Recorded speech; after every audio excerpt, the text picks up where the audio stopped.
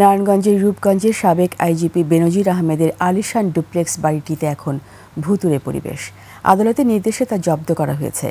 একসময়ে জৌলুস উপচে পড়লেও বাড়িটিতে এখন শুনশান নীরবতা। নারায়ণগঞ্জ প্রতিনিধি রবিউল ইসলামের তথ্য ছবিতে ডেস্ক রিপোর্ট। সানবিট সব দিবে সামাল।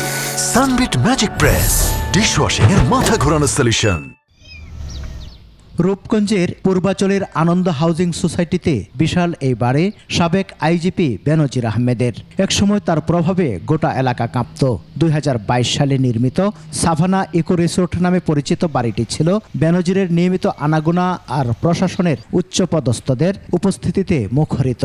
অফিসাররা আগে থাকতো, পরে কামকাজ করতাম, পরে হারা আগে এমনি টিয়া দিত, বুঝছেন না, দিন কাম করতাম, পরে আস্তে আস্তে এখন লাগছে আমি গরিব মানুষ, আমার কিচ্ছু নাই। তো হারাও জানছে সব কিছু, আমার বাড়ি ময়মনসিংহ, আমি ওই হিসাবে পরে আমার যখন হেরা রাখছে। বাড়ির প্রধান দুটি ফটক এখন সিলগালা করা, ভেতরের আসবাবপত্র ধুলোমাখা, গাছপালাও অবহেলিত। একসময় যেখানে পুলিশ পাহারায় রাস্তা বন্ধ থাকত, সেখানে এখন কুকুরের ডাক শোনা যায়। দাপট আর জৌলুস আজ কেবলই স্মৃতি।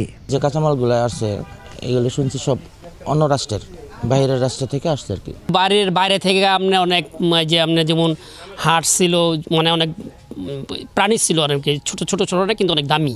আদালতের আদেশে গত 23 মে বেনজির আহমেদের নামে থাকা 627 বিঘা জমি সহ এই বাড়িটিও জব্দ করা হয়।